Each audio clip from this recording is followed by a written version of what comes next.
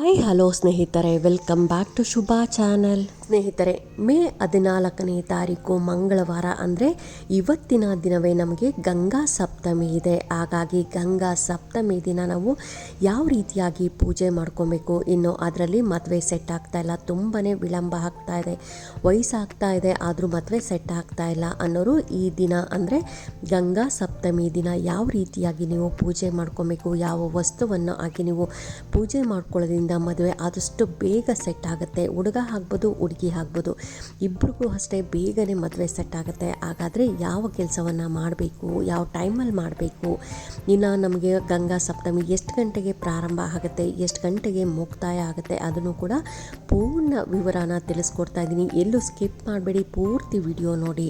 ಗಂಗಾ ಸಪ್ತಮಿಯ ದಿನ ಈ ಪರಿಹಾರಗಳನ್ನು ಮಾಡ್ಕೊಳ್ಳೋದ್ರಿಂದ 7 ಜನ್ಮಗಳ ಪಾಪಗಳು ಕೂಡ ಪರಿಹಾರ ಆಗುತ್ತೆ ಮತ್ತು ನೀವು ಬಯಸಿದಂತಹ ಸಂಗಾತಿಯನ್ನು ಒರೆಸಬಹುದು ಎಂಬ ನಂಬಿಕೆ ಕೂಡ ಇದೆ.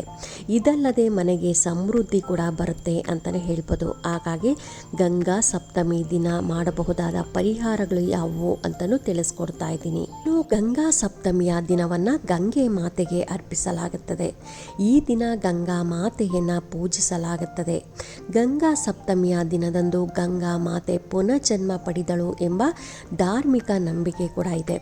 ಪ್ರತಿ ವರ್ಷ ವೈಶಾಖ ಮಾಸದ ಶುಕ್ಲ ಪಕ್ಷದ ಸಪ್ತಮಿ ತಿಥಿಯಂದು ಗಂಗಾ ಸಪ್ತಮಿಯನ್ನು ಆಚರಿಸಲಾಗುತ್ತೆ. ಹಾಗಾಗಿ ಈ ವರ್ಷ 2024ರ ಗಂಗಾ ಸಪ್ತಮಿ ಹಬ್ಬವನ್ನು ನಾವು ಮೇ 14ರಂದು ಮಂಗಳವಾರ ಅಂದರೆ ಈ ದಿನ ನಾವು ಆಚರಣೆ ಮಾಡಲಾಗುತ್ತೆ. ಇನ್ನು ಪುರಾಣಗಳ ಪ್ರಕಾರ ಗಂಗಾ ಸಪ್ತಮಿಯ ದಿನವನ್ನು ಜುನ್ಹಾ ಸಪ್ತಮಿ ಅಂತಲೂ ಕರೀತಾರೆ. ಅದೇ ಸಮಯದಲ್ಲಿ ಕೆಲವು ಕಥೆಗಳ ಪ್ರಕಾರ ಗಂಗಾ ತಾಯಿಯನ್ನು ಜುನ್ಹಾ ಋಷಿಗಳ ಮಗಳು ಜಾನ್ವಿ ಎಂದು ಕೂಡ ಕರೀತಾರೆ. ಇನ್ನು ಮುಖ್ಯವಾಗಿ ಗಂಗಾ ಸಪ್ತಮಿಯ ದಿನದಂದು ಗಂಗಾ ಮಾತೆ ಮತ್ತೆ ಭೂಮಿಗೆ ಬಂದಳು ಎಂದು ನಂಬಲಾಗಿದೆ. ಹಿಂದೂ ಧರ್ಮದಲ್ಲಿ ಈ ದಿನಕ್ಕೆ ವಿಶೇಷವಾದ ಮಹತ್ವ ಕೂಡ ಇದೆ. ಇನ್ನು ಜ್ಯೋತಿಷ್ಯದಲ್ಲಿ ಗಂಗಾ ಸಪ್ತಮಿಯ ದಿನದಂದು ಕೈಗೊಳ್ಳಬೇಕಾದ ಕೆಲವು ಖಚಿತವಾದ ಕ್ರಮಗಳನ್ನು ಕೂಡ ಉಲ್ಲೇಖಿಸಲಾಗಿದೆ. ಈ ಪರಿಹಾರಗಳನ್ನು ಮಾಡೋದ್ರಿಂದ 7 ಜನ್ಮಗಳ ಪಾಪ ಕೂಡ ಪರಿಹಾರ ಆಗುತ್ತೆ. ಇನ್ನು ಮನೆಯಲ್ಲಿ ಸುಖ, ಶಾಂತಿ, ಸಮೃದ್ಧಿ ಆಗ್ತಾ ಹೋಗುತ್ತೆ. ಇನ್ನು ನಮಗೆ ಗಂಗಾ ಸಪ್ತಮಿ ತಿಥಿ ಎಷ್ಟು ಗಂಟೆಗೆ ಪ್ರಾರಂಭ ಆಗುತ್ತೆ ಅನ್ನೋದಾದರೆ ಮೇ 14ರಂದು ಅಂದರೆ ಈ ದಿನ ನಮಗೆ ಮಧ್ಯಾಹ್ನ 2:50 ನಮಗೆ ಸಪ್ತಮಿ ತಿಥಿ ಶುರುವಾಗಿ ಸಪ್ತಮಿ ತಿಥಿ ಕೊನೆಗೊಳ್ಳೋದು ನಾಳೆ ಬೆಳಗ್ಗೆ ಅಂದರೆ 15ನೇ ತಾರೀಕು ಬೆಳಗ್ಗೆ 4:19 ಕೊನೆಗೊಳ್ಳುತ್ತೆ. ವೈಶಾಖ ಮಾಸದ ಶುಕ್ಲ ಪಕ್ಷದ 7ನೇ ದಿನದಂದು ಗಂಗೆಯು ಭೂಮಿಗೆ ಇಳಿದಳು ಎಂದು ಶಾಸ್ತ್ರಗಳಲ್ಲಿ ಕೂಡ ಉಲ್ಲೇಖ ಆಗಿದೆ. ಭಗೀರಥ ರಾಜನು ಪೂರ್ವಜರಿಗೆ ಮೋಕ್ಷವನ್ನು ಒದಗಿಸಲು ಗಂಗಾ ಮಾತೆಗೆ ಭೂಮಿಗೆ ಇಳಿದಳು. ಆದ್ದರಿಂದ ಗಂಗೆ ಸಪ್ತಮಿ ಎಂದು ಗಂಗಾ ಸ್ನಾನ ಮಾಡೋದ್ರಿಂದ ಇಂದಿನ ಜನ್ಮದಲ್ಲಿ ಮಾಡಿದ ಪಾಪಗಳೆಲ್ಲವೂ ತೊಲಗಿ ಹೋಗಿರುತ್ತೆ.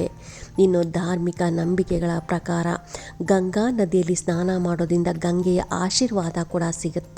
ಅಷ್ಟೇ ಅಲ್ಲದೆ ಈ ದಿನ ನೀವು ಉಪವಾಸ, ಪೂಜೆ, ದಾನಗಳನ್ನು ಮಾಡಿದ್ರೆ ವಿಶೇಷ ಫಲಗಳು ಕೂಡ ಸಿಗುತ್ತೆ. ಒಂದು ವೇಳೆ ನದಿಯಲ್ಲಿ ಸ್ನಾನ ಮಾಡಲು ಸಾಧ್ಯ ಆಗಲಿಲ್ಲ ಅಂದರೆ ಗಂಗಾ ಜಲವನ್ನು ನೀವು ಮನೆಯಲ್ಲಿ ಸ್ನಾನ ಮಾಡುವ ನೀರಿಗೆ ಮಿಕ್ಸ್ ಮಾಡಿ ಸ್ನಾನ ಮಾಡೋದ್ರಿಂದ ಗಂಗೆಯಲ್ಲಿ ಸ್ನಾನ ಮಾಡಿದ ಪುಣ್ಯ ಫಲ ಕೂಡ ದೊರೆಯುತ್ತೆ.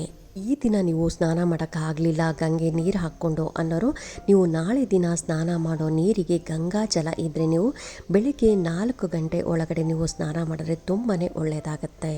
ನಿಮ್ಮ ಮದುವೆಯಲ್ಲಿ ವಿಳಂಬವಾಗ್ತಾ ಇದ್ದರೆ ಗಂಗಾ ಸಪ್ತಮಿಯ ದಿನದಂದು ಅಂದರೆ ಈ ದಿನ ಗಂಗಾ ಜಲದಲ್ಲಿ ನೀವು 5 ಬಿಲ್ವಪತ್ರೆ ಎಲೆಗಳನ್ನು ಹಾಕಿ ಭೋಲೆನಾಥನಿಗೆ ಜಲಾಭಿಷೇಕವನ್ನು ವಿಧಾನಗಳ ಪ್ರಕಾರ ಮಾಡಿ ಇದನ್ನು ಮಾಡೋದ್ರಿಂದ ಭೋಲೆನಾಥ ಮತ್ತು ಗಂಗೆ ಮಾತೆ ಇಬ್ಬರು ಸಂತೋಷ ಪಡ್ತಾರೆ ಮತ್ತು ಆಶೀರ್ವಾದವನ್ನು ಕೂಡ ನೀಡ್ತಾರೆ ಎಂದು ನಂಬಲಾಗುತ್ತೆ.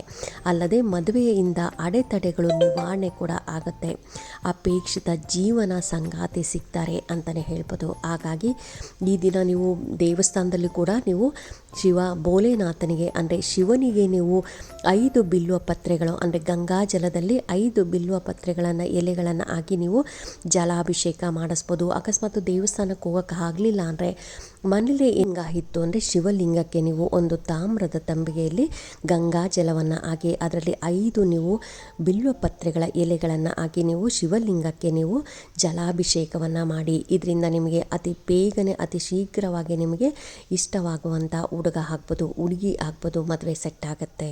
ಗಂಗಾ ಸಪ್ತಮಿಯ ಪೌರಾಣಿಕ ಕಥೆ ಹೇಳೋದಾದರೆ, ದಂತಕಥೆಗಳ ಪ್ರಕಾರ ರಾಜ ಭಗೀರಥನು ತನ್ನ 60,000 ಪೂರ್ವಜರಿಗೆ ಮೋಕ್ಷ ಕೊಡಿಸುವ ಸಲುವಾಗಿ ಬ್ರಹ್ಮನನ್ನು ಮೆಚ್ಚಿಸಲು ಕಠಿಣ ತಪಸ್ಸನ್ನು ಮಾಡಿದನು. ಪರಿಣಾಮವಾಗಿ ಗಂಗೆಯನ್ನು ಭೂಮಿಗೆ ತರಲು ಬ್ರಹ್ಮನು ಅವನಿಗೆ ವರವನ್ನು ನೀಡ್ತಾನೆ. ಆದರೆ ಗಂಗೆ ಮಾತೆಯ ಅಗಾಧವಾದ ತೂಕ ಮತ್ತು ಶಕ್ತಿಯು ಭೂಮಿಗೆ ಸಹಿಸಲಾಗದಷ್ಟು ಹೆಚ್ಚು ಎಂದು ಭಗೀರಥನಿಗೆ ಬ್ರಹ್ಮ ಎಚ್ಚರಿಸುತ್ತಾನೆ. ಇದನ್ನು ಬಗೆಹರಿಸಲು ಭಗೀರಥನು ಶಿವನನ್ನು ಪ್ರಾರ್ಥಿಸ್ತಾನೆ. ಭೂಮಿಯನ್ನು ತಲುಪುವ ಮೊದಲು ತನ್ನ ಕೂದಲನ್ನು ದಾಟಲು ಮತ್ತು ತನ್ನ ವೇಗವನ್ನು ನಿಧಾನಗೊಳಿಸಲು ಗಂಗೆಯನ್ನು ಕೇಳಿಕೊಳ್ತಾನೆ. ಭಗೀರಥನ ಭಕ್ತಿಯಿಂದ ಸಂತಸಗೊಂಡ ಶಿವನು ಅವನ ಆಸೆಯನ್ನು ಪೂರೈಸ್ತಾನೆ. ಅದರಂತೆ ಗಂಗೆಯು ಶಿವನ ಜಟೆಯಿಂದ ಭೂಮಿಗೆ ಇಳಿದು ಬಂದು ಭಗೀರಥನ ಪೂರ್ವಜರಿಗೆ ಮತ್ತು ಇತರರಿಗೆ ಮೋಕ್ಷ ನೀಡ್ತಾಳೆ. ಅದೇ ದಿನವನ್ನು ಗಂಗಾ ಸಪ್ತಮಿಯನ್ನಾಗಿ ಕೂಡ ಆಚರಿಸಲಾಗುತ್ತೆ. ಮತ್ತೊಂದು ಕಥೆಯ ಪ್ರಕಾರ ಒಮ್ಮೆ ಜುನ್ಹು ಋಷಿಯು ತಪಸ್ಸು ಮಾಡುವಾಗ ಗಂಗಾ ನದಿ ನೀರಿನ ಶಬ್ದದಿಂದ ಏಕಾಗ್ರತೆ ಕಳೆದುಕೊಳ್ತಾನೆ. ಪದೇ ಪದೇ ಮನಸ್ಸು ವಿಚಲಿತವಾಗುವ ಕಾರಣ ತನ್ನ ದೃಢತೆಯ ಬಲದಿಂದ ಗಂಗೆಯನ್ನು ಕುಡಿದು ತನ್ನ ಬಲಭಾಗದ ಕಿವಿಯಿಂದ ಗಂಗೆಯನ್ನು ಭೂಮಿಗೆ ಮೇಲೆ ಹರಿದು ಬಿಡುತ್ತಾನೆ. ಆ ದಿನವೇ ವೈಶಾಖ ಮಾಸದ ಶುಕ್ಲ ಪಕ್ಷದ 7ನೇ ದಿನ ಎಂದು ನಂಬಲಾಗುತ್ತೆ. ಇನ್ನು ಜುನ್ಹಿ ಮಹರ್ಷಿಯ ಕಿವಿಯಿಂದ ಹೊರಬಂದ ಕಾರಣ ಆತನ ಮಗಳೆಂದು ಆಕೆಗೆ ಹೆಸರು ಜಾನ್ವಿ ಎಂದು ಕರೆಯಲಾಗುತ್ತೆ.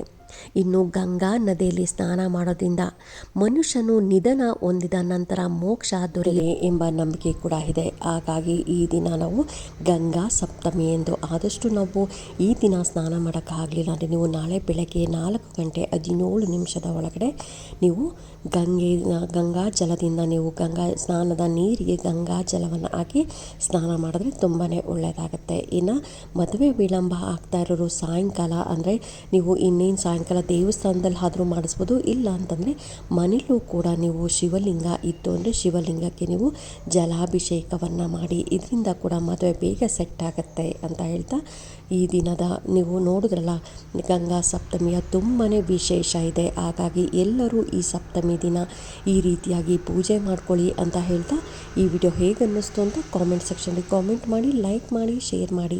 ಇನ್ನೂ ನನ್ನ ಚಾನಲ್ಗೆ ಯಾರೆಲ್ಲ ಹೊಸಬರು ನೋಡ್ತಾ ಇದ್ದರೆ ಎಲ್ಲರೂ ಸಬ್ಸ್ಕ್ರೈಬ್ ಮಾಡ್ಕೊಳ್ಳಿ. ಪಕ್ಕದಲ್ಲಿರೋಂಥ ಬೆಲ್ ಐಕಾನ್ ಪ್ರೆಸ್ ಮಾಡೋದ್ರಿಂದ ನಾನು ಹಾಕೋ ವಿಡಿಯೋಗಳೆಲ್ಲ ಬೇಗ ಬಂದು ತಲುಪುತ್ತೆ. Thank you.